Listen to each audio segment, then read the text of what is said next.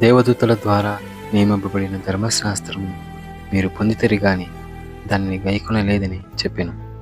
వారి మాటలు విని కోపంతో మండిపడి అతనిని చూచి పండ్లు కొరికిరి. అయితే అతడు పరిశుద్ధాత్మతో నిండుకున్నవాడై ఆకాశం వైపు తేరి చూచి యేసు దేవుని కుడిపార్శ్వనందు నిలిచి ఉండుటను చూచి ఆకాశం తెరవబడుటయు మనుష్య కుమారుడు దేవుని కుడిపార్శ్వనందు నిలిచి ఉండుటయు చూస్తున్నానని చెప్పాను. అప్పుడు వారు పెద్ద కేకలు వేసి చెవులు మూసుకొని ఏకంగా అతని మీద పడి పట్టణపు వెలుపలికి అతనిని వెళ్ళగొట్టి రాళ్లు రువ్వి చంపిరి. సాక్షులు సౌలు అను ఒక యవనుని పాదం యొద్ద తమ వస్త్రమును పెట్టిరి.